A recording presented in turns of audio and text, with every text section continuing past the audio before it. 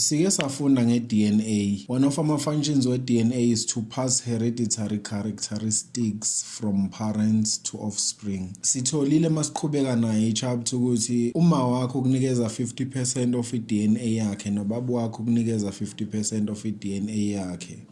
And mase sifunda nge-meiosis sifunde ngeprocess yokufomeka kwama-gametes sathola ukuthi leyo 50% leyo ye-DNA kama wakho uyithola kanjani ne-50% ye-DNA kababa wakho uyithola kanjani. But now into esinotisayo kithi singabantu namanye ama-organisms uthola ukuthi uma wakho for example asithi u-light in complexion ubaba wakho yena u-dark in complexion but wena uzophuma ube light kusho udecide ukungafani nomunye umzali ufane nomunye umzali noma mhlawumbe umzali wakho omunye uthole omunye ushort wena ugcina uba tall ungabi short. Azange sifunde ngokuthi leyo process leyo noma kwenzeka kanjani ke since labantu bekusherela 50% of i-DNA yabo why ugcina uba tall ungabi short ube light in complexion ungabi dark izinto ezikanjalo. Genetics and inheritance izos-explainela leyo nto ukuthi kwenzeka kanjani noma ama-genes remember ufuzo ukuthi ama-genes aphasa kanjani from one generation to the second generation kanjalo. But before singene kwi-genetics and inheritance ngizothanda ukunitshela ngama-services esiwa-offerayo esinamuva because baningi abantu abanokungitext bebuza. Esinamuva si-offera iyifundo eziwu-4 for grade 12s i-mathematics, i-physical sciences, i-life sciences ne-mathematical literacy. Sise-Gauteng eFosloras indawo. Si-offera ugrade 12 no grade 11. Ugrade 11 si-offera i-mathematics ne-physical sciences kuphela. Siphinde si-offere futhi ama-lessons kubantu aba-upgradeayo from Monday to Friday baya-attenda from 8 to 3. Siba-offera i-mathematics, i-physical sciences ne-life sciences. If ufuna ukwazi more about leyo information leyo unga-WhatsAppa yona inamba le oyibona escreenini. Again khona abantu abahlala kude njengomuntu ose-KZN uyafisa ukuba i-part of isinamuva nomuntu ohlala kwenye i-province uyafisa ukuba i-part yesinamuva. Siyawa-offera ama-online lessons for labo bantu labo through WhatsApp. Ama-online lessons si-offera ama-subjects awu-3 i-mathematics, physical sciences ne-life sciences. Ukuze ungene kuma-online lessons kuzomela usinikeze imali engango-150 yokusibonga per month. It's either wenza 3 subjects 150 for those 3 subjects. Mawenza 2 still uzobhadala 150 for those 2 subjects. Mawenza 1 subject uzobhadala 150 for that 1 subject. And then okunye sikwenzayo if unifisa ukuthi senivakashele ezikoleni zenu sizonenzisa izinto njengama-revision ama-cross nights ningakwazi futhi ukusi-invite. For more details uzothinta yona le number le. Okay, siqhubeke-ke genetics and inheritance. I-genetics and inheritance is a study of how genetic characteristics are passed from parents to offspring. Kusho ukuthi isifundo sofuzo kahle kahle njengoba behlale wethu wena ufana nobaba wakho wena ufana noma wakho kwenzeka kanjani ukuthi ugcina ufane noma wakho. Sizofunda ngayo lento ku-genetics and inheritance. This is the study of heredity. But it's so important ukuthi understand i-terminology kule chapter kufana nakwamanye ama-chapter. Although i-terminology important nakhona but la i-very very important i-terminology understand ama-terms ukuthi i-term ne-term isho ukuthini. Sizoqala si-explain i-gene ukuthi iyini i-gene bese si-explain ama-alleles ukuthi yini homozygous condition yini leyo, heterozygous condition yini leyo, dominant allele yini, recessive allele yini, phenotype yini and genotype. Starting with i-gene mawudefine uthi a gene is a segment of DNA in a chromosome. Already uyazi ukuthi in a chromosome that contains the code for a particular characteristic. Remember, a chromosome ilesi structures kanje, and then inside the chromosome, remember chromosome ikhandwe i-DNA angithi siyavumelana. But i-DNA hayi ukuthi yonke ama-genes, khona ama-segments we-DNA lawa aphatha the coded information yiwo kama-genes lawa kwi-DNA.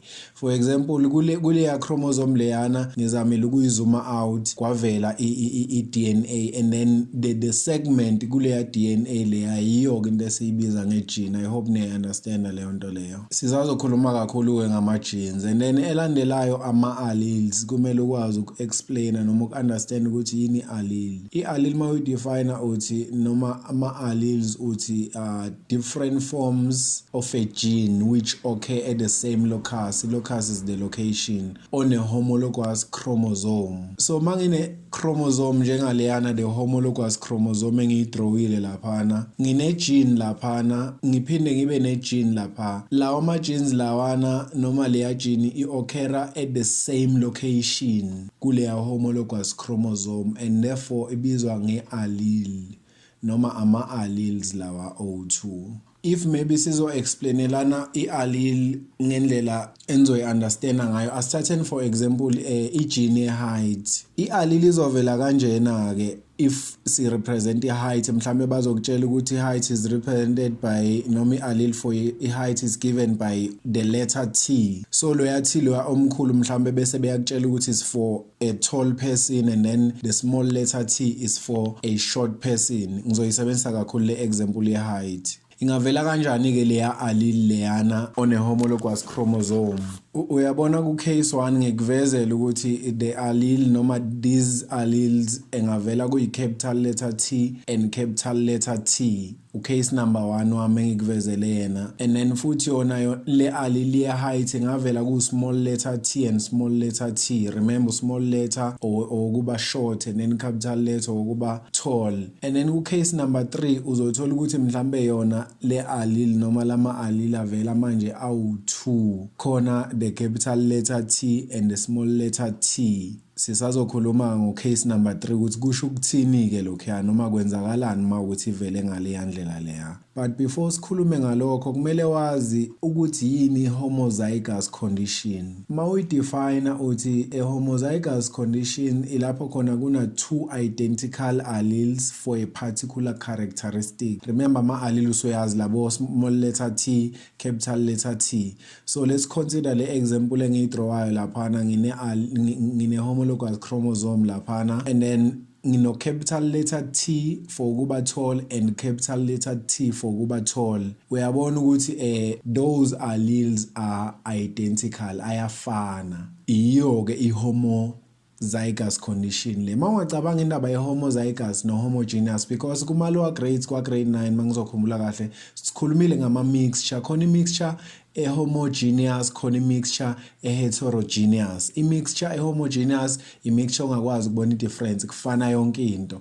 Heterogeneous uyakwazi ukubona i-difference. Nakhona ke la kuma alleles once i-allele yaba homozygous noma ama alleles waba homozygous kusho ukuthi ayafana O2 njengoba ubona ngikuvezelile lapha i-example yama capital letter T awu2 kusho ukuthi ngiki-homozygous condition. Sekuyafika ke engqondweni yakho ukuthi hawu kusho ukuthi nanoma ngaba na 2 small letter T's kusho ukuthi ngizobe nginani ngine homozygous condition njengoba ubona ngikuvezele lapha. And then i-heterozygous I'm sure usunayo i-idea yokuthi yini heterozygous condition, but ma we define heterozygous condition uzothi 2 different alleles for a particular characteristic. Should masikhuluma nje nge-characteristic height ama alleles esu sifuna ukubona kune allele yokuba short sibone ne allele yokuba tall okusho ukuthi azifani kuno short kuno tall. Heterozygous condition kusho ukuthi 2 different alleles. Njengoba ubona ke ngikunikezile lapha i-example ngine homologous chromosome laphana and then ngine allele laphana yokuba tall and then ngibe ne allele yokuba short, capital letter T and small letter T. Manje usuyayibuza ke engqondweni yakho ukuthi awu lo muntu lona unayo igene yokuba tall, unayo igene yokuba short. Manje yena uzogcina ebe kanjani noma kuza kanjani ukuthi egcina eba tall instead engabi short? Kuza kanjani ukuthi mhlawumbe umuntu egcine eba short engabi tall? Ukuze ukwazi ukuyi-understand lento kumele u-understand ukuthi kuwo lama alleles lawa awu2 khona egcina i-dominator noma igcina ivela as a result when ugcina uba tall. Kusho ukuthi kudominate le allele yokuba tall kwakho noma the allele of ukuba tall iye dominate. That's why when ugcine waba tall nanoma ushort futhi kusho ukuthi khona into eyenzekile wagcina wena ushort. So ama alleles sikwazi ukwahlukanisa kawu2. Khona iallele okuthiwa idominant, but kumele ukwazi ukudefine a dominant allele. Uma udefine a dominant allele uthi an allele that is expressed in the phenotype. Sisazokhuluma ngephenotype, but phenotype and physical kuyahambisana. So an allele that is expressed in the phenotype when found in a heterozygous and homozygous condition. Uyakhumbula sikhulumile nge-heterozygous and homozygous. So le allele dominant ile ezobonakala kwi-physical appearance, the phenotype, ibizwa nge-dominant. Kubalulekile ukuthi unote-ke ngoba sike sakhuluma, ngikhulumile nge-capital letter nange-small letter. Kule chapter ke mawukuthi une capital letter urepresenta i-dominant allele, and then usmall letter urepresenta i-allele engekho dominant. Mayingekho dominant sithi i-recessive. So small letter is for recessive allele. Sisazokhuluma kakhulu ngama small letters and capital letters. Sethe nayi example ye dominant allele. Nginikezwe the homologous chromosome laphana, and then baya ngisho ama allele wakhona. Ngine allele yokuba tall, capital letter T, ngine allele yokuba short, small letter t. Buyela lapha kwi note yami ngithe note mina that the capital letter is for dominant allele. Kusho ukuthini ke? Okokuqala mangichecka the example ngithola ukuthi ngine capital letter T and small letter t. Already ngiyazi ukuthi capital letter T is dominant, small letter t uzoba recessive. Batheni ke bona njengoba benginikeze kanje banginikeze i-heterozygous condition, kusho ukuthi different alleles njengoba ngifakile kuma brackets. T is a dominant allele, and then the conclusion ukuthini ke? Remember the conclusion ukuthini? The organism noma umuntu uzogcina eba tall because le dominator yiyo eba express kwi phenotype noma kwi physical appearance. Again nayi example laphana banginikezile homologous chromosomes, and then banginikeza ama alleles laphana, but into engiyinotisayo lama alleles wami noma I condition engikuyo manje is the homozygous condition, because yes ama capital letters lawana OT bami and bayafana, uT ngapha omkhulu uT ngapha omkhulu, kusho ukuthini ziyafana, the same homozygous condition. And ngithe mina kwi note yami the capital letter is for dominant, kusho ukuthi lo muntu uzoba mude, akanayo ngisho negene yokuba mfishane ke, yena akafani nalo waku example 1. Yes ube mude yena because uT is dominant lo omkhulu, but unayo igene yokuba mfishane because ukhona small letter T kuma genes wakhe. I hope niyangithola lapho. So ku example number 2 ngine homozygous condition, kusho ukuthi same, but there's only dominant allele laphana, uT oyi capital letter kuphela. So uyabona ukuthi kuzogcina I phenotype yami ithini, tall person, but siseza nayo. Again iyakwazi iallele ukuvela noma mhlambe siyakwazi ukuthi sibe neallele okuthiwa i-recessive. Beke sengike ngayithatha ke indaba ye-recessive, but besingakayidefine. Mawu define i-recessive allele uzothi is an allele that is masked. Mangithi imaskiwe ngisho ukuthi it is not shown in the phenotype when found in a heterozygous condition. Remember ku heterozygous condition lapho khona nginalo dominator nonga dominate. Obviously mangino dominant ngino recessive uzo dominator udominant, and therefore the recessive will be masked. But recessive khona lapho akavela khona. Recessive is only expressed in a homozygous condition, because in a homozygous condition ngisuke nginokuthi uthi omncane nothi omncane bayafana bo2, so akekho ozoba dominator and therefore bayaba ke express. Ngizokwenzela ama examples. Banginikezile lapha ama alleles awu2. Kulama alleles wami ngine allele dominant, the capital letter T, ngaba ne allele recessive, the small letter t. So the condition laphana is heterozygous because obuthi bama bafani, and therefore the recessive allele izoba njani, izoba masked noma will not be expressed, kuzogcina lo muntu eba tall due to the presence of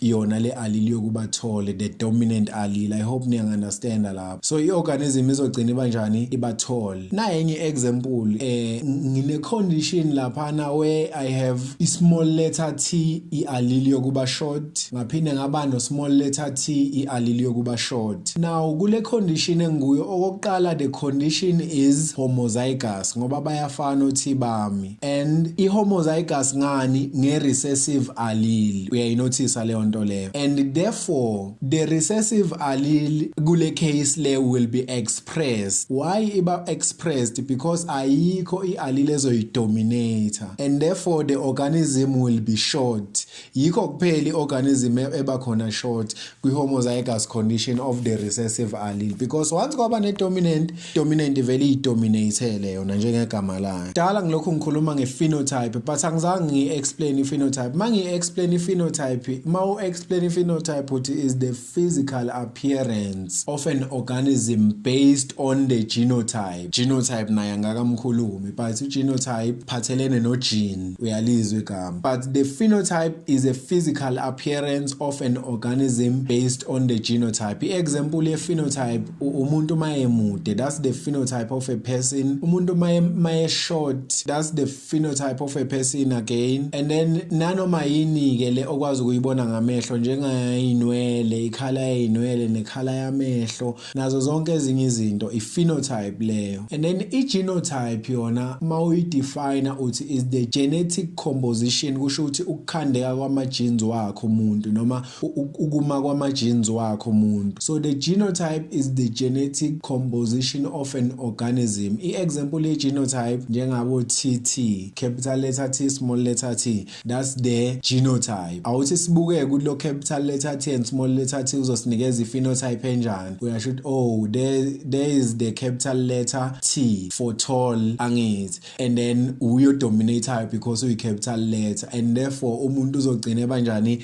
eba yi-tall person, i-phenotype yakhe. I-genotype yakhe capital letter T, small letter t, but the phenotype tall person. Kusho ukuthi lo muntu yes u-tall yena but kuma-genes wakhe kune-gene yokuba tall, kune-gene yokuba short. Another example of i-genotype, capital letter T and capital letter T. Lo muntu lona i-genetic composition yakhe u-capital letter T no-capital letter T. Kusho ukuthi unama-genes okuba mude phela and azo-dominate wona lawo ma-genes egcine eba mude vele. And then another condition futhi noma another example of i-genotype sino small letter T and small letter T genetic composition leyo. Lo muntu lona une-gene yokuba mfishane ne-gene yokuba mfishane, akekho ozowa-dominate lawo ma-gene. Remember wona are-recessive, kusho uzogcina eba mfishane as i-phenotype yakhe. I hope niyangizwa into engiyikhulumayo. Asibukeni lama-examples lawa siyidiscusse kahle lento ngoba sesiyaqala siba ne-understanding, singatatazeli nakhona si-relaxile, siyayi-analyzela ngendlela esi-analyza ngayo, o-analyze nami-ke. Now case number 1 ngikunikezile yena. Case number 1 into engiyinothisayo, the genetic composition, kusho ukuthi the genotype, ukuthi ngino capital letter T and small letter t, siyavumelana. And then another thing engiyinotisayo ukuthi kune allele laphana e-dominant, the capital letter T, and that's for a tall person. Kusho ukuthi the phenotype kuzoba i-tall organism, mangithi siyavumelana. Asiqhubeke futhi siye case number 2. Ngikuvezelile lapha u-case number 2. Ku-case number 2 banginikeze i-allele yokuba tall, banginikeze i-allele yokuba tall. Case number 2 wami mangima-analyze u-case number 2, the genotype yami laphana kuzoba u-capital letter T, capital letter T, and this is the dominant allele. Kusho ukuthi kuzodominate khona vele ukuba mude, so the organism will be tall again. Ithi sibheke u-case number 3. U-case number 3 banginikezile futhi ama-alleles wami awu-2. Ngiyabona ukuthi laphana ku-case yami ngine-allele yokuba mfishane, small letter T, ne-allele yokuba mfishane, small letter T. Iyo leyo i-case ku-number 3. The genotype of case number 3 kuzoba yibo labo small letter T abawu-2, and then the phenotype, because ayikho le allele dominator leyo kuba mude u-case number 3, umuntu uzogcina sebamfishane, kusho ukuthi organism izoba short. I hope niyangu-understand. Another thing esingayibuka lapha case number 1 ukuthi ngikwi-condition e-heterozygous. Why heterozygous? Because uthiwa omkhulu nothiwa omncane. Case number 2 ngikwi-homozygous condition because nginothiwa omkhulu nothiwa ngikuthiwa omkhulu. Naku case number 3 ngiki-homozygous condition because ngikuthiwa omncane nothiwa omncane. But ku case number 2 ngiki-homozygous condition of the dominant allele. Ku case number 3 ngiki-homozygous condition of the recessive allele. I hope niyayithola leyo nto leyo. But angeke sikwazi ukuthi silokhu thina siqhubeka nale chapter lena silokhu si-explainelana singakhulumanga ngoGregor Mendel. uGregor Mendel i-Austrian monk noma kwakuyi-Austrian monk eyayibhizi ke noma yiyesizile ukuthi si-understand ukuthi hawu nakho sengiba mude kodwa umama emfishane kwenziwe yini ngingamfuzi yena umama. Gregor Mendel ukhuluma leyo ndaba ke. Ubuye ebizwe nge-father of genetics because uyoqhamuke nayo yonke lento but bengazi ke ukuthi kunama chromosomes kunama meiosis nani yena uvele wayi-analyze ngendlela yakhe. Sizodiscussa ke indlela kayi-analyze ngayo lento yokuphaseka kwama-genes from one generation to the next. Wakhona ama-experiments kena esebenzisa ama-pea plants. I hope niya understand ama-pea plants ukuthi yini. Wayesebenzisa ama-pea plants kunama reasons ke esebenzisa ama-pea plants. Uzokutshela uthisha wakho uma ukuthi akakutsheli uzosonela eduze kwakho umtshela ukuthi ekutshele. Kwi-experiment yakhe ke so discuss ukuthi uwenzeni wenzani and then ekugcine sekuvela ama-laws of inheritance based on ama-findings kaGregor Mendel. So uGregor Mendel wathatha ama-pea plants wa-observer ukuthi ama-traits a-inheriteka kanjani. Into akayisebenzisa-ke wasebenzisa noma wayi-observer i-shape yama-seed ne-shape yama-pod and then i-color yawo ama-seed ne-color yama-pods and then wa-checka i-position yama-flower wama-pea plants and then ne-color yawo ama-flower and then wa-checka ne-length ye-stem. Into akayinothisa ukuthi mayithatha ama-tall pea plants ewacrossa sisazokhuluma ngocross ukuthi yini ewacrossa nama-short pea plants the first generation of ama-offsprings wonke ebetall. Manje yamdida leyo nto ukuthi hawu ungathatha umzali o-tall ngamcrossa nomzali o-short iy'ngane zonke zavele zaba zinde kanti lo mzali lona o-short yena wenzeni akacontributanga lutho yini kanti kulezi ngane lezi. Into akayenzile ke emva kalapho uvele wathatha yona i-first generation wayicrossa. Ngenza i-mistake laphana uma ngithi he then crossed the second generation bekumele ngithi he then crossed the first generation. Maye crossa the first generation uthola ukuthi the second generation manje yama-plants kube ama-plants a-tall nama-plants a-short but yenzeke ngale ratio yokuthi 3:1 kusho ukuthi uthole 3 tall pea plants and 1 short pea plant. Manje useyamangala uGregor Mendel ukuthi hawu why manje mangicrossa the first generation bese kuphuma ama-plants a-tall bese kuba ne-plant e-short ekubeni mina bengithathe ama-plants a-tall kuphela ngawacross and ekuqaleni bekumangazile nokuthi hawu why mangithatha i-tall plant ne-short plant bese kuphuma ama-plants a-short a-tall kuphela. Useyaqala ke manje uyibukela eduze lento lena useyabona ukuthi hawu nathi but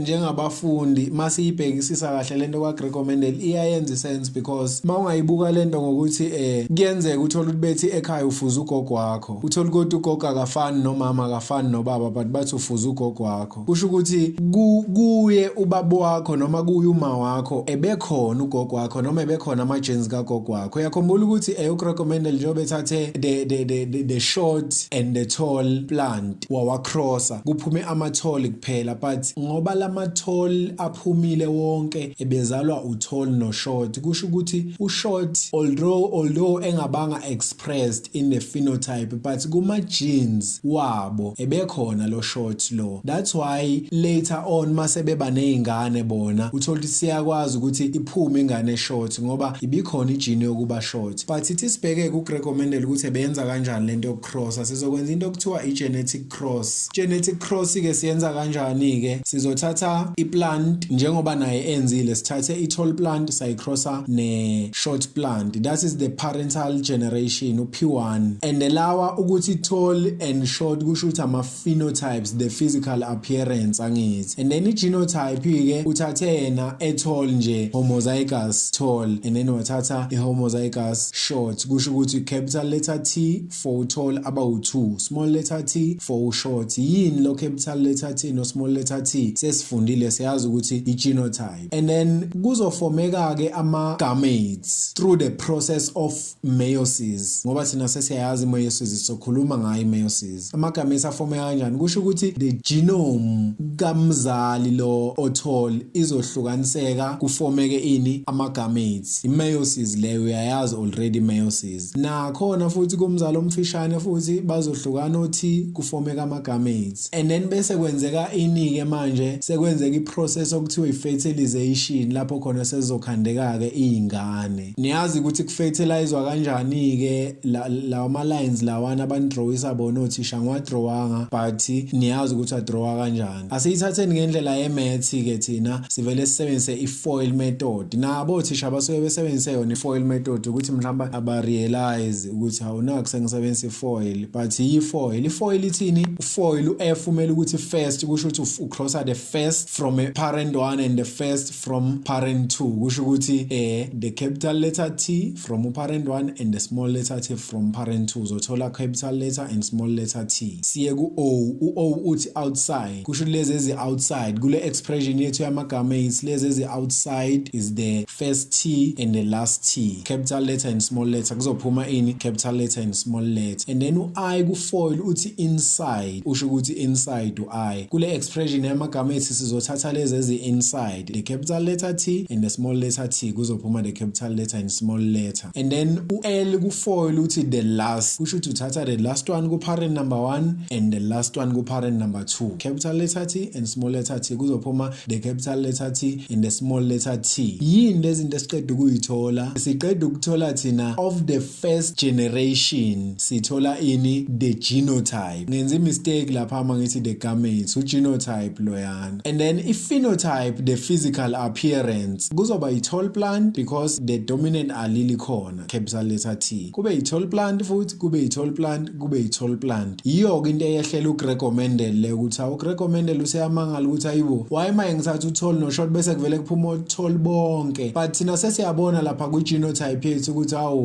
ba-tall yes bonke but banawo ama-genes kama wabo lo o-short. Waqhubeka-ke uGregor Mendel. Angithi senza le experiment kaGregor Mendel kahle kahle la seseyibonakalisake manje ngendlela ye-genetic cross. Uthathe the first generation-ke kusho ukuthi lezi ay'ngane leziyana usecrossa zona. Ithini phenotype yalezi ngane lezi? Ithi tall plant. Wayicrossa nani futhi? Ne-tall plant because zonke bezithola ngithi bethatha zona-ke i-crossa zo-2. Izothini-ke i-genotype yazi iy'ngane already siyazi capital letter T and small letter T bazomcrossa nobani capital letter T and small letter T. That's the genotype of the first generation noma F1. Bese kwenzeka i-process okuthiwa i-meiosis. Meiosis i-process yokufomeka kwama-gametes. Nawa kama-gametes kusho ukuthi loya T omkhulu uzohlukana no T omncane ama-gametes lawa ka-parent number 1. T omncane futhi no T omkhulu behlukane ku-parent number 2 ama-gametes lawa ka-parent number 2. And then yini-ke sizokwenzeka i-fertilization. Makwenzeka i-fertilization ilawa ama-lines wenu nothisha bazonibonisa othisha. Thina senza nge-foil but senza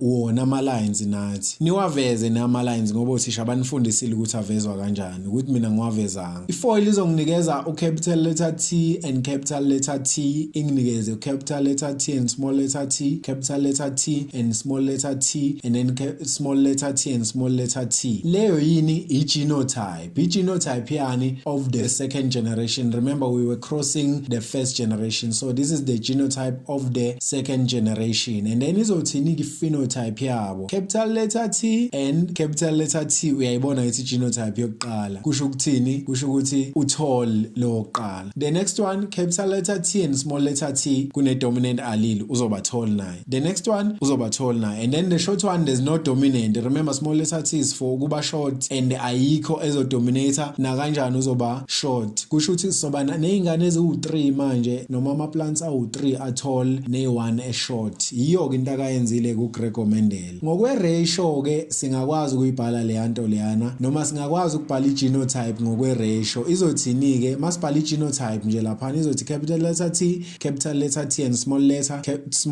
and small letter. Angimphindi lo ophindekile mase ngiyibhala. And then izothini ke ratio yami 1:2:1 i ratio leyo ye genotype. And then the phenotype izothini ke ratio ye phenotype izovela ithi tall is to short and then 3:1. I hope niyithola leyo nto leyo. Niyazi ke lento ye ratio of the genotype and the phenotype is very important. Another thing mayise eyibuke yonke lento uGregor Mendel ugcine sekhama up with ama laws of inheritance. So khuluma ngawo ama Mendel's laws laws of inheritance. Khona ilaw ebizwa ngokuthi i-law of dominance. Kusho ukuthi law yokudominate, ikhuluma ngokudominate. Ithi inika law of dominance. Ithi if a dominant gene is present in a pair of alleles, then the recessive trait characteristics is hidden. Izisho yona ke lento law of dominance. Kusho ukuthi lo odominateayo uzodominate, lo ongadominate uzoba hidden. Ileyo nto kuphela. Nayi example engikuvezele yona laphana, ngino T omkhulu no T omncane. Yini leyo i-genotype. Phakathi kule genotype yami there's a dominant allele. Kusho ukuthini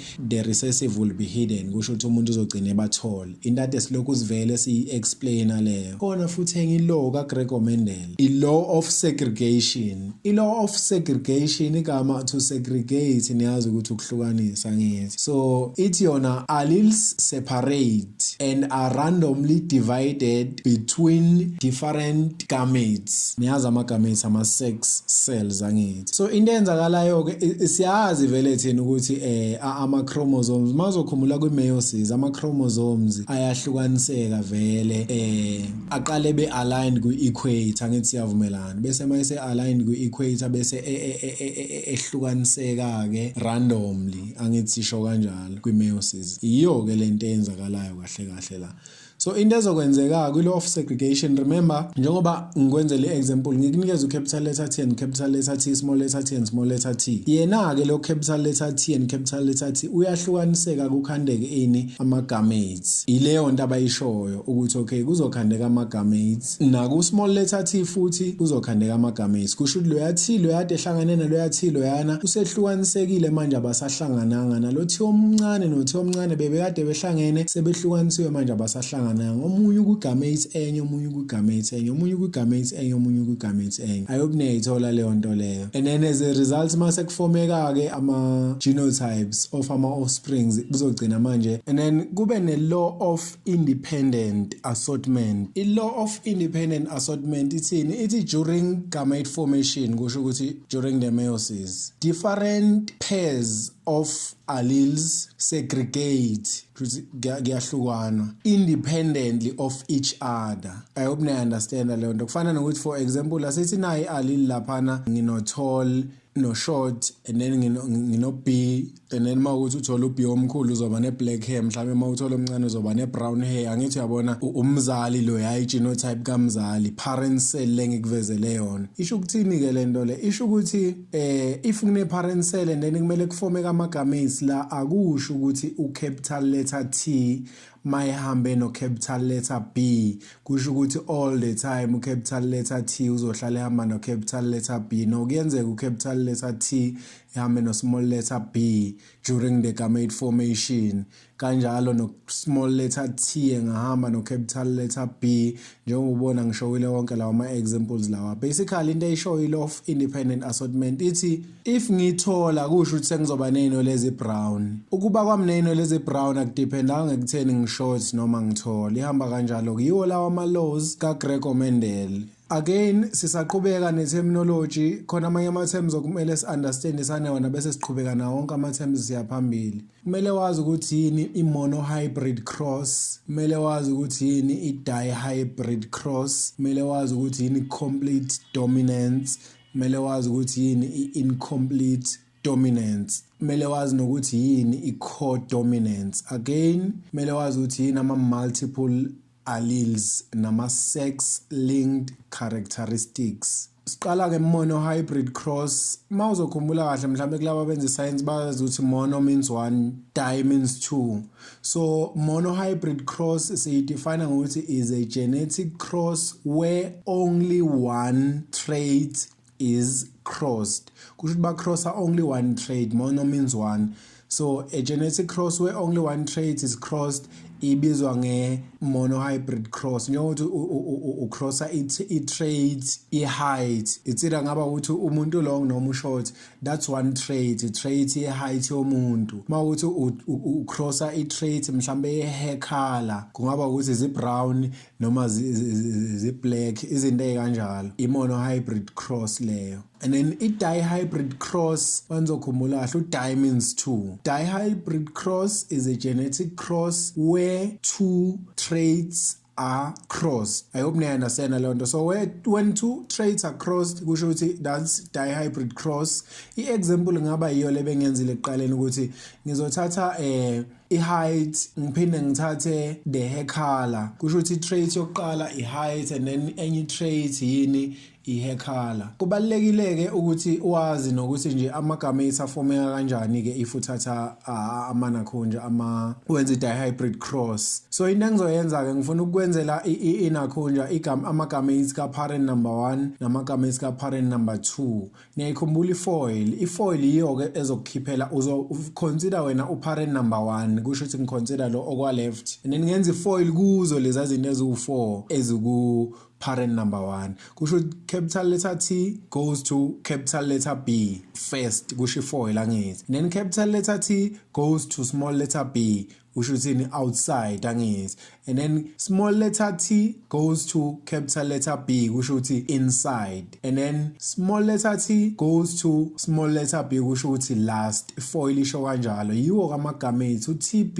both capital letter B and small letter B kanjalo amagama esafomekayo mawuyenza i-dihybrid cross. If uzonothisa kwi-monohybrid cross inakhonja igama ethi biba na 1 allele manje seziba na 2 allele because vele senza i-cross of 2 traits angithi uyabona. So even no parent number 2 uyambona ukuthi uzofana no parent number 1 ngoba vele i-genotype yakhe ibifana kusho ukuthi amagama ethu azofomeka azofana and then wenza i-genetic cross ke but ngiyarecommenda ke la ukuthi mawenza i-genetic cross ungayenzi njengoba dengenze ekuqaleni but sisazowafunda ama-cross in detail. Into esoyisebenzisa amasenza i-genetic cross e-dihybrid cross into okuthiwa i-Punnett square. Sazofika ukuthi yini i-Punnett square asikakayidiscuss vele kahle le ndaba ye-cross. Kubeke-ke siye kwi-complete dominance. I-complete dominance kusho ukuthi the dominant allele izomaska the expression of i-allele recessive. Iyo le nto ade silokhu siyibona ama-examples ade ngilokhu ngiwenza bengama-examples we-complete dominance lapho khona besithola ukuthi u-capital letter T is for u-tall and then u-small letter T is for u-short and sithola ukuthi as a result umuntu uba njani tall kusho ukuthi bekwenzeka i-complete dominance. Le allele lena dominant ibivele imaske uku-expresseka kwale allele lena recessive in the heterozygous condition. Okay, asithathe nayo example basinikeze i-statement laphana ungasirida lesa statement lesiyana but senginifundisa ukuthi i-genetic cross kahle yenziwa kanjani. Kwi-statement basixoxelile ke story estoryini sabo bathi ama-plants engakwazi ukuba amafishane futhi engakwazi ukuba made basi sisebenzise i-genetic cross to show the genotype and the phenotype of the F1 generation, which is generation yokuqala when two heterozygous plants are crossed. The allele for tall plant is dominant over the short allele. Leyo nto ikutshela ukuthini ke nge-short allele ikutshela ukuthi the short allele noma the allele for the short plant is recessive. Okay, uyabona laphana ngi-highlightile zonke izinto ezibalekile. Kubalekile ukuthi wazi ukuthi plants can be short or tall because that's the phenotype of a plant angithi. Ngaphinde nga-highlighta laphana ukuthi bathi basebenzise two heterozygous plants, meaning lama plants abawasebenzisile anama alleles are different. Kune allele yokuba short, kune allele yokuba tall, heterozygous usho kanjalo. And then nga-highlighta laphana ukuthi i-allele ye-tall plant yiyo e-dominant. Bekubalekile ukuthi ngikusho leyo over the allele for short plant. I-short plant kusho ukuthi recessive since i-tall plant i-dominant angithi.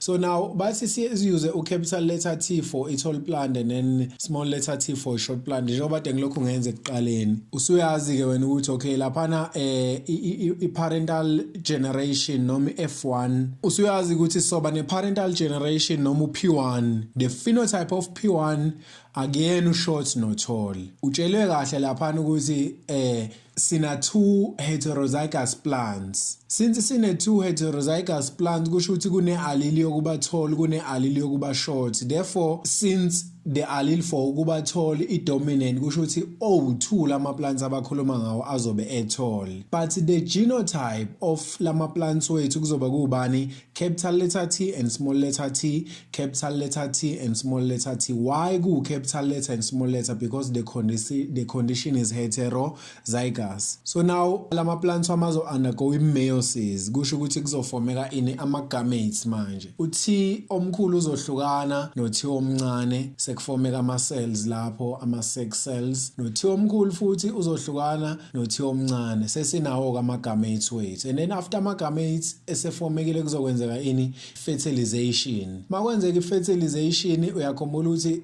sesifoma in manje the first generation angithi. So the first generation izoba ne genotype enjani? Siwenza leya cross leyana ke foil. Ningakhohlwa la ama lines othisha abanifundisa wona. Ifoil izothini? First kusho ukuthi capital letter and capital letter genotype leyo, and then ithi outside kusho ukuthi capital letter and small letter, and then ithi inside still capital letter and small letter, and then ithi last small letter and small letter. Ama genotype lawo ama offsprings. And then the phenotype, remember ku statement bathi the allele for tall plant is capital letter T and it's dominant. Kusho ukuthi magno capital letter T nje ku genotype yethu siyazi ukuthi izoba tall plant.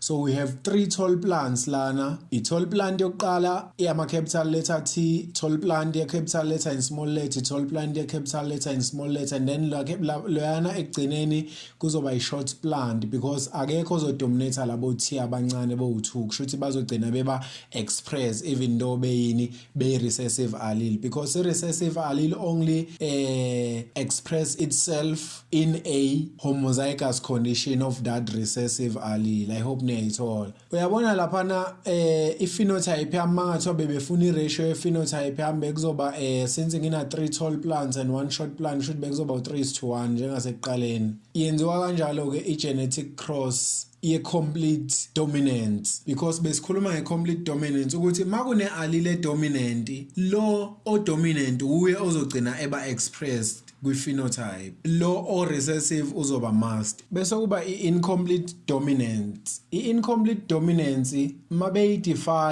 i-incomplete dominance masiyidefine sizothi incomplete dominance is the cross between two phenotypically different parents where no allele of a gene is either dominant or recessive. So into enzakalayo ke ukuthi i-example ye-incomplete dominance kufana nokuthi ungathatha i-color e-pink. So i-incomplete dominance kufana nokuthi ungathatha i-color e-red bese ufuna ukuyicrossa ne-color e-white. So uyafuna ukudominate u-white but at the same time no red uyafuna ukudominate. Kanjalo usuke ugcina u-white engasaqedanga ukudominate noma engasadominateanga over u-red. No red ugcina engasadominateanga over u-white.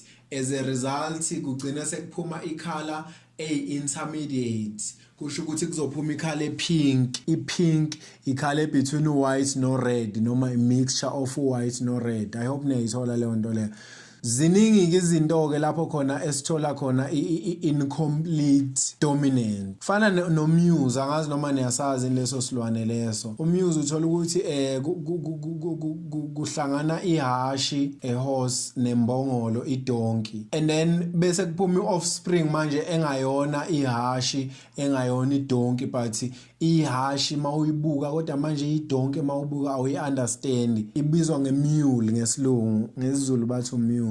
Manje uyikhumbula kahle le nto le. Okay, asenze ni example ke ye incomplete dominance. Basinikezile ke lapha nabathi homozygous. Usuyalazi lelo gama nje le homozygous. Angikwazi ukukhuluma nge-homozygous and then bese ngibona i-genotype yami kuhama letha angafani. Bathi homozygous black flowering plant crossed with a homozygous white flowering plant will produce plants that have grey flowers. Uyabona ukuthi okay bathatha white akadominateanga kodwa ku-offspring offspring white bathathu ublack akadominatanga kodwa ku-offspring ublack but kwenzakaleni kuphume enye ikhala yakhona eyini iyiphakathi nendawo lika-white no black u-grey color lo so incomplete dominance into kanjalo so bathi-ke bona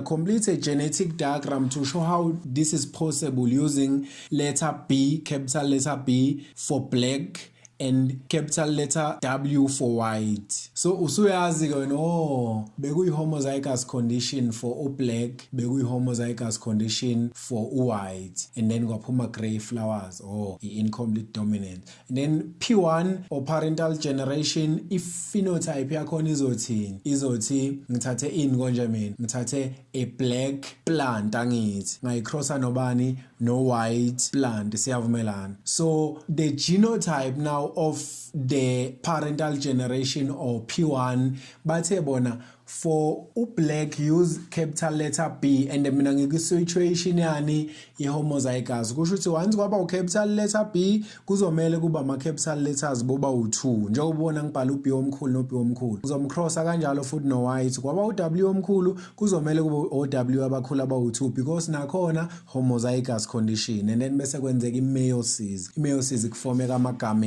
ama-gametes kusho ukuthi kuhlukaniseka u-B kuhlukaniseka u-B kanjalo naku-white uzohlukaniseka futhi u-white ehlukaniseka u-white sesinama-gametes and then bese kwenzeka ini after ama-gametes kwenzeka i-fertilization makwenzeka i-fertilization kusho ukuthi sizokwenza i-foil nizoveza lawo ama-lines abanifundise wona othisha but makwenzeka i-fertilization uyakhumbula ngithi ukuthi kuzofomeka the first generation of offsprings angithi so the genotype of lawo ma-offsprings lawo izothini BW yini ezofomeka leyo so in the phenotype remember kwi-phenotype sithi thina kuvela the dominant allele and manje akekho dominatile between u-black no-white so kuzovela ini ikhala ephakathi ka-black no-white okuyikhala enjani e-grey so all are grey and then the co-dominance kusho ukuthi ukusebenzisana co-operator so the co-dominance sithi masiyi-define i-co-dominance sithi both alleles of a gene are equally dominant uyayizwa leyo nto eqaleni bingekho dominant manje bathi both alleles bayasebenzisana ekudominating so both alleles of a gene are equally dominant so both will be expressed equally uyayizwa leyo nto in the phenotype icabange leyo nto leyo mhlambe in the phenotype of the offspring icabange leyo nto leyo mhlambe masingathatha for example inkomo enekhala e-red and then bese siyicrossa nenkomo enekhala e-white bese siba kwi-situation yokuthi kuzokwenzeka i-co-dominant into ezokwenzeka sizobona sekuzaleka manje ama-offspring anamakhala a-white and red hayi ukuthi kuzofomeka ikhala ephakathi nendawo no izobe inamabala lenkomo abomvu inamabala futhi a-white yiyo-ke i-co-dominance kusho ukuthi u-white usebenzisane nobani no-red ukuze bekhiphe ini inkomo noma i-offspring enamakhala wabo buba u2 labo and then bengiye ngakhuluma nge-Punnett square mangenza i-cross yakhona mhlawumbe masingathatha a tall parent and then a short parent ngiyazi ukuthi that's the phenotype angithi and then the genotype asithi mhlambe bengicondition ye homozygous for tall and then homozygous for short kusho ukuthi the genotype kuzoba capital letter T crossed with small letter t and small letter t bese kwenzeka i-meiosis kuzofomeka ama-gametes kusho ukuthi bazo separate capital letter T and capital letter T crossed with a separate small letter t no small letter t yiwo ama-gametes lawa wama-parents wethu now ngoba senza i-Punnett square mase kwenzeka i-fertilization asisayenzi leyanto yokucrossana leya ye-foil but senza i-square njengoba besho ukuthi i-Punnett square sisenza i-square sami-ke ngisibamba ngokuthini uyabona ukuthi angithi ngibe nama-alleles awu2 laphana buka ama-gametes wami njengoba kunama-gametes awu2 for parent number 1 nama-gametes awu2 for uparent number 2 into engizoyenza ngizovele mina ngenze ngi-add 1 kulo 2 engutholile ama-gametes ngi-add 1 u1 waye ngim-adda ngi-add 1 ukuthi i-table lami kahle lizobe liyibani by bani. So njengoba bekuna 2 gametes kusho ukuthi ngizokwenza i-table eliwu-3 by 3 ama-rows nama-columns kuzobe kuyi-3 and 3. If maybe bekuna 4 gametes ku-parent number 1 kusho ukuthi bengizo-adda 1 kube u5 i-table lami kube u5 by 5. Hayi ukuthi ngi-add i-gametes ngi-add ama-blocks kumele ngabe awu2 but sengi-adda 1 kuzoba yi-3 by 3 i-Punnett square yami. If benginama-gametes awu4 bengizo-adda 1 block kube yi-5 by 5 i-table lami le-Punnett square. I hope niyangithola. So i-table liba yileya ndlela ke kube no gametes lapha phezulu bese uthatha ama-gametes wakho lawa ala phezulu wafaka capital letter T and capital letter T uparent 1, small letter T and small letter T uparent number 2, and then mawusu crosser ke usuka ku T ka parent number 1 eye ku block eseduze eyohlangana no parent number 2 kuyo lelo block lelo bese sithola the capital letter T and the small letter T. Siphinde sisuke ku parent number 1 eye kwelinye block beyohlangana no parent number 2 kulelo block lelo bese kufomeka the capital letter T and the small letter T njengoba ubona ngenza. Sisuke futhi kulela block lela siyohlangana kwelinye block parent number 1 ehlangane no parent number 2 bese kufomeka the capital letter T and the small letter T. Kanjalo nasekugcineni kuzosuka kuhlangane bese kufomeka the capital letter T and the small letter T. Now lo capital letter T and small letter T, capital letter T and small letter T, capital letter T and small letter T, capital letter T and small letter T ama genotype lawo of the F1 generation athini? TT capital letter and small letter, TT capital letter and small letter njengoba nibona. Niya understand? So usungakwazi ukuyibona ukuthi oh i-phenotype kushuthi kule situation enguyo all plants will be tall.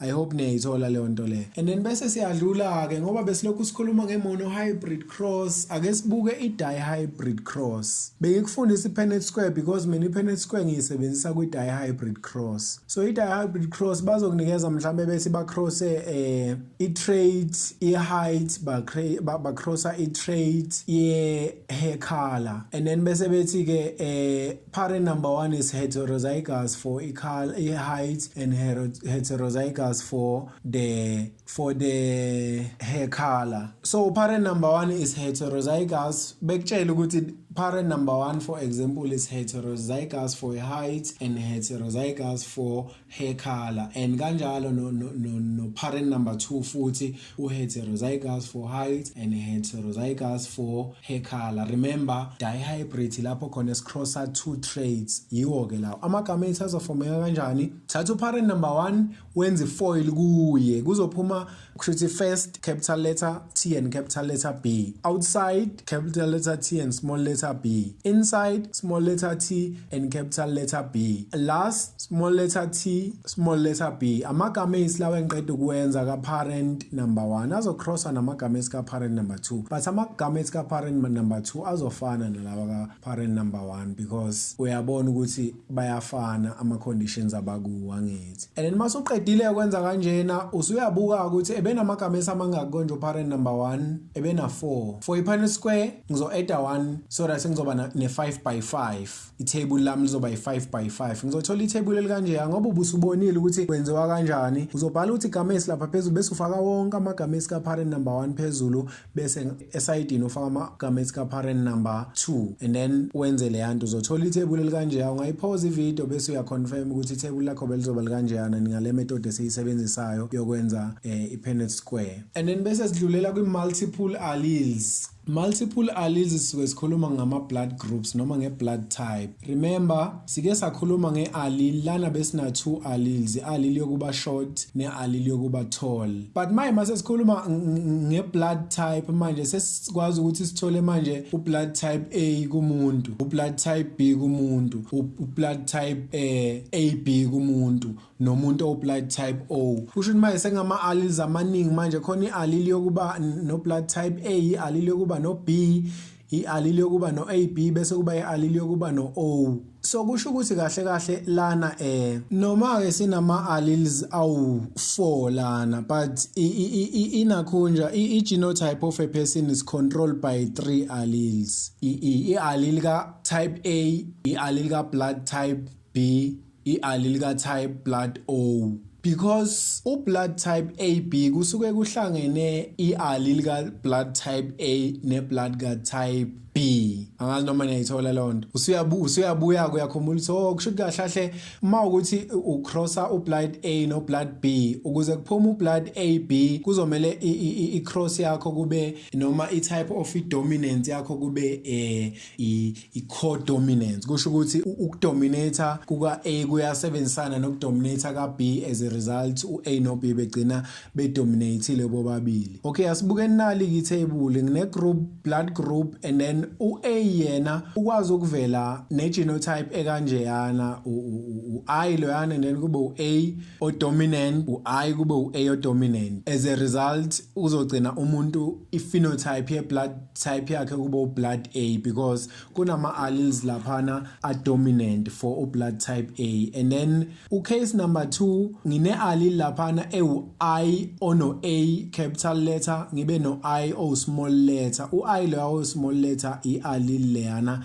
ka blood O ne so uyabona ukuthi since kune dominant allele for A umuntu uzokwazi ukuthi ebe u-blood type A as a result but kuma genes wakhe lo muntu lo ukhona u-blood type O okusho ukuthi uyi-carrier sisazokhuluma lelo gama ukuthi umuntu uyi-carrier yento akasiyo leyo nto but uyi-carrier kusho ukuthi kuma genes wakhe khona leyo nto leyo although yena engayona and then no B futhi engaba express ngalendlela kube u-capital letter B and capital letter B again futhi u-B engakwazi kuba express kube u-capital letter B and i-allele ye-blood type O kusho ukuthi uyi-carrier naye ka blood type O although ewubani blood type B and then blood type AB kusho ukuthi kune allele ka blood type A remember i-dominant allele ne allele ka blood type B nayo i-dominant allele bese kwenzeka i-codominance as a result kudominate u-A no B ngendlela efanayo so i-phenotype kuzoba u-AB and then blood type O kuzoba i-allele ka O ne-allele ka O because i-allele ka blood type O i-recessive ayikwazi ukudominate yona if kuno A ayidominate if kuno B ayidominate ukuze yona ibonakale kuzomela kube i-homozygous condition of leyo allele leyo ka blood type O. Now basinikezile ke example bathi a man and a woman both have blood group B. Use a genetic cross to show how it is possible for them to have a child with blood group O. So ingqondo yakhe siyaqala yakutshela ukuthi kusho ukuthi kungenzeka ukuthi umzali number 1 uno I ono B oyi capital letter no I ono B oyi capital letter ucrosswe nomzali futhi ofana naye I capital letter B I capital letter B again futhi kungafika engqondweni yakho ukuthi kungenzeka ukuthi bacrosse umzali ono I capital letter B and I capital letter B bamcrossa nomzali ono I capital letter B and the small letter I because kusase yibo futhi abazali abawu2 labo with blood group B siyavumelana omunye kungamfikela engqondweni ukuthi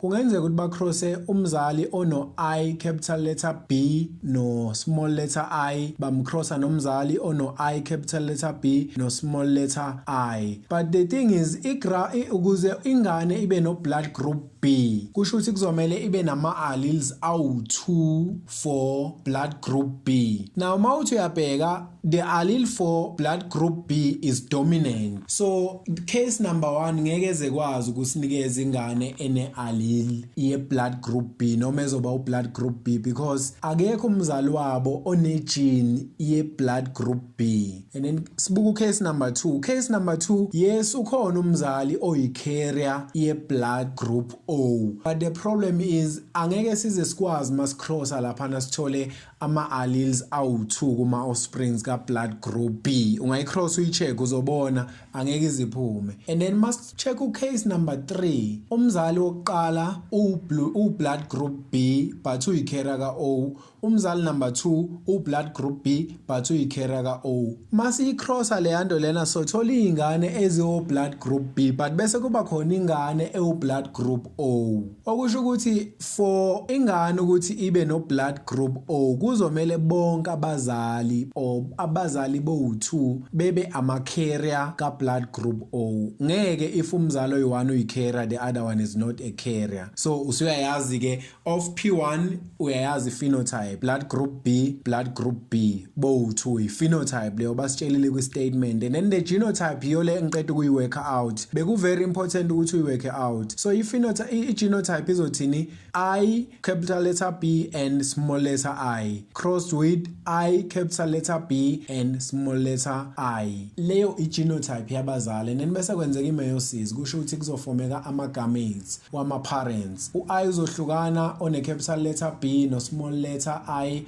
uzohamba yedwa kufomeka ama-gametes kanjalo, i-meiosis leyo. Crosswe nayiphi nomzali futhi ono I capital letter B ohlukene no small letter I. Then bese kwenzeka i-fertilization. Makwenzeka i-fertilization, remember kuzofomeka i-genotype. I-genotype yalaphana masenza i-cross uyakhumbula ngithi foil izosinikeza u-I capital letter B and I capital letter B. I capital letter B and I small letter, and then capital letter B ono I no small letter I, and then kube ama small letters o I abawu2. Leyo i-genotype ka F1 generation. Kusho ukuthini nge-phenotype? Kusho ukuthi kuneyingane laphana eziwu3 ezino blood group B. Remember u-B, i-allele for blood group B is dominant over the allele for u-O. So njengoba ngino B kuzo zo3 lezi ezokuqala, kusho ukuthi I have 3 blood group B eyinganeni and 1 blood group O. Usuyishowile ukuthi kungaba possible kanjani ukuthi abazali abano blood group B bezala ingane no blood type O. The only possible way ukuthi labo bazali bo2 bebe ama carrier ka blood type O, although bona be OB. I hope you understand. Bese kuba ama-sex linked characteristics. Ama-sex linked characteristics kusho ukuthi ama-characteristics aya ngokuthi uyi-male noma uyi-female noma ahlala kuma-sex chromosomes abizwa ngama-gonosomes. Remember umuntu wesifazane ku-chromosome pair number 23 usuke nabo X abawu2, i-female leyo, i-male isuke no X no Y ku-chromosome laphana pair number 23. Uzokhumbula kahle ukuthi leyo nto sisuka nayo le kwi-karyotype masifunda nge-karyotype. Now you need to know ukuthi most sex linked characteristic noma ama genetic disorder are carried on the allele found in the X chromosome. Njengoba ngithe most ingoba kuyenzeka ikhona i-sex linked characteristic ehlala kwi-Y chromosome. Angazi noma nike nabanothisa abantu abawomkhulu nobaba sebebadala uthola ukuthi umuntu usemila manje inwele ezinkulu manje la phakathi endlebeni. Ayenzeki kumuntu wesifazane leyo nto le, yenzeka kumuntu wesilisa, and therefore kusho ukuthi ihlala kubani ku-Y chromosome ngaleyo ndlela. But amaningi ama-sex linked characteristics noma ama-disorder are carried by an allele found on the X chromosome. Ama-genetic disorder ke most common esingakhuluma ngawo kule chapter i-color blindness. Enye i-genetic disorder esingakhuluma ngayo hemophilia. I-color blindness ilento yokuthi ungakwazi ukuhlukanisa amakhala ukuthi le khala injani, and then hemophilia ilapho khona igazi lingakwazi ukuklotha. Kusho ukuthi nje mangathiwa uyableed uzolokhu ubleed njalo wena, and manje leyo nto iyakubhayizisa ngoba kusho ukuthi ungaze ufe if ungayanga esibhedlela beyokufaka engabe clotting factor ngabe yini esibhedlela. So ama-sex linked characteristics aphathwa i-recessive allele on the X chromosome. So for color blindness sizoba no X and small letter B, that's for color blindness allele, and then for hemophilia sizoba no XH small letter H, that's for hemophilia. So uzuyabona ukuthi hawu njengoba iphathwa the recessive allele kusho ukuthi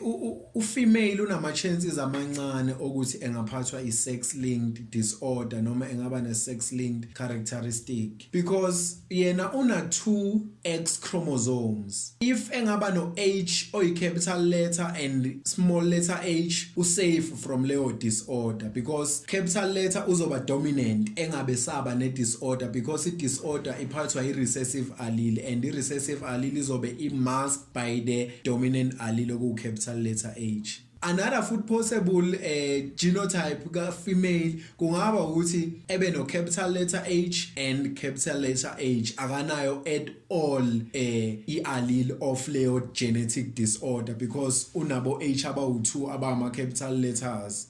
Girl, the only way engaba ne sex linked disorder noma characteristic ukuthi ebe na homozygous condition of the recessive allele kusho ukuthi ebe no small letter H and small letter H noma capital small letter B and small letter B. Kanti uguy yena only has one X chromosome. It's either une capital letter noma une small letter. So uguy kulula ukuthi ebhayiziseke because yena una only one X chromosome. If leyo X chromosome has a recessive allele, the guy will be a sufferer. Bayibuza leyo nto ku-exam. Uyinake ke leyo nto engiqeda ukuyikhuluma. So asateni ke la asateni nawo ama tables engiwadrawile. Ngidraw itable le hemophilia, ngadraw itable le color blindness. And then ngakuvezela ama genotypes ukuthi makune genotype kanjena for a female kuzobe kwenzakalani ngephenotype yakhe. So for hemophilia ngisebenzisa uH, akusho njalo bazosebenzisa uH njalo ku-exam noma yiphi abayisebenzisile understand wena ukuthi bathini. So capital letter H and capital letter H female normal. And then if it's capital letter H and small letter H, remember the capital letter izoba dominant and ukuze ebe ne hemophilia kumele kube nani no H obe expressed to small letter. So in this case ku heterozygous angeke ezekwazi small letter ukuba expressed, uzoba masked by capital letter H. Okusho ukuthi female still uzobe normal if eno capital letter H and small letter H, but uzobe carrier ye hemophilia because unaye uma genes wakhe the recessive allele. And then if ugirl eno small letter H and small letter H kusho ukuthi ugirl uyagula ke because ayisekho manje lento ukuthi kune dominant allele. Siku homozygous condition of the recessive allele izoba expressed ke kusho ukuthi ugirl une hemophilia if that's the case. And then uguy yena minor capital letter H unormal, minor small letter H uyagula. So uguy yabona ukuthi unama chances amancane kanjani ukuthi engekeze gule. So kusho ukuthi nje yena ipercentage lakhe lokuthi engagula nokuthi engaguli it's 50%, 50-50 akufani nakugela. Ugelo yabona unama chances amangakanani. Nakuyo ke color blindness, I hope ne understand ukuthi ihamba kanjani. And then kube khona into ebizwa ngokuthi i-pedigree diagram. I-pedigree diagram is a family tree. Ibaleka kakhulu i-family tree because izokushowa ukuthi lo mndeni lona uqalwe yimi nawe. And then sazala izingane zethu thina mhlambe zaba u3, one of izingane zethu uyashada nomunye. Iyaqhubeka futhi i3 ngendlela eqhubeka ngayo kusho ukuthi nabo sebene tree yabo eseceleni extension of i-tree yethu because kwi-tree yami nawe khona ingane yethu angithi ekhandele tree entsha kanjalo. So sigcina sesiba manje ama-ancestors of wonke lama generations lawa noma sigcina siba ama-parents of the first generations, ama-grandparents of the second, ama-great-grandparents noma kusho kanjalo ngesilungu of the third generation. Into ebalulekile okumele uyazi uma u-analyze i-pedigree diagram, the very first thing oyenzayo uhambiye kwi-key. I-key yakutshela ukuthi u-round unshaded usho ukuthini. Okokuqala uzokutshela ukuthi usho ukuthi uyagula noma akaguli and uyi-male noma uyi-female. So yazi ma yi-male XY, ma kuyi-female XX if usikhuluma nge-sex linked disorder. And then if u-shaded mhlawumbe bekutshela ukuthi uyagula, if kuyi-male u-XY, if kuyi-female u-XX. Niyayithola usuzobuka-ke wena but ku-very important ukuthi ube very careful ma u-analyze le diagram lelo. Okokuqala nje ma bekunikeza abazali njengala kule pedigree diagram engikunikeza yona manje. Le pedigree diagram yami ngino parent 1, parent number 1 i-male engenayo i-disorder i-DMD. Uparent number 2 i-female engenayo i-disorder i-DMD. But mangithi ngibheka ama-offspring ka-parent number 1 okuyi circle unshaded kwa left and then the shaded square in the middle and then person number 3 lawo ama offspring ka1 and 2 angithi u4 uzoyishadela nje no3. Niyayibona leyo nto le. So uyabona ukuthi hawu naba labantu manje benormal kodwa bazali ingane egulayo kwenzakalani. So uyabona ukuthi kusho ukuthi kubo labazali laba khona beyicarrier but because le is sex linked akakwazi umale ukuba yicarrier nange mistake makuyi sex linked disorder, email ayibi carrier carrier. I-male it's either inayo noma ayinayo. Umuntu okwazi ukuba i-carrier umuntu oyi-female because yena usuke ene-dominant allele ezomascular recessive igcine seyicarryile kodwa manje yena enormal. Uguy yena mawukuthi uno-H omncane uno-H omncane uyagula une-hemophilia. Mawukuthi uno-H omkhulu akagula hemophilia ikanjalo. So ninake-ke leyo nto ukuthi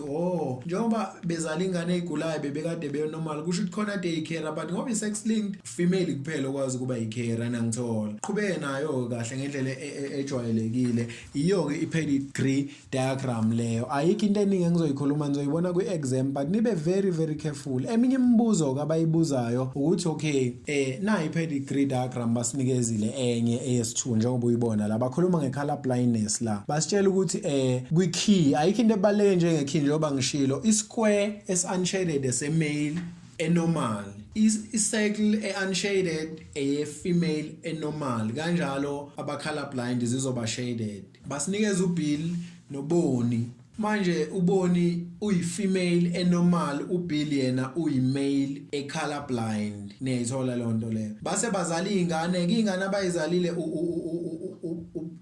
uBarbara ngazi uBarbara noFrank. uFrank uyagula u-inherite the color blindness from ubaba wakhe and then uBarbara yena akaguli unormal. But mangithi ngibheka ingane kaBarbara ngithola ukuthi iyagula kusho ukuthi yena uBarbara ebeyicarrier. Remember icarrier kuba for i-sex linked kuba umuntu wesifazane kuphela. Ebeyicarrier kusho ukuthi uBarbara ngendlela esibona ngayo because uThome bekade engaguli umkhwenyana wakhe. Niyayithola leyo nto leyo. And then mangibheka uFrank noMary njengoba beshadile bezozala ingane uLinda noDonna. uFrank uyagula uMary akaguli but ingane zabo ayiguli zo2 but ngoba amantombazane kusho ukuthi zingama carrier because umzali wazo phela ebegula. Angazi noma niyayibona leyo nto leyo. But before siqede ngayo i-pedigree diagram noma sex linked disorder kubalekile ukuthi wazi ukuthi khona amanye ama sex linked disorder afatal. Kusho ukuthi nje mawunayo uyashona. Mhlawumbe ushona usasemncane noma kwenzeka whatever yenzakalayo.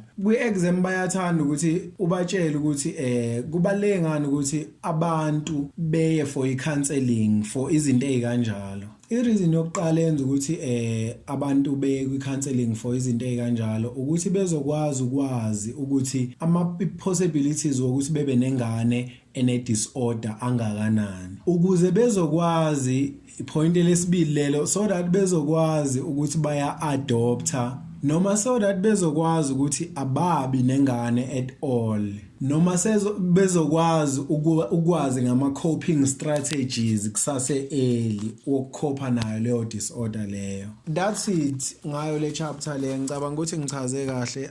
Ngiyanicela ukuthi nisubscribe emalivele ithuba.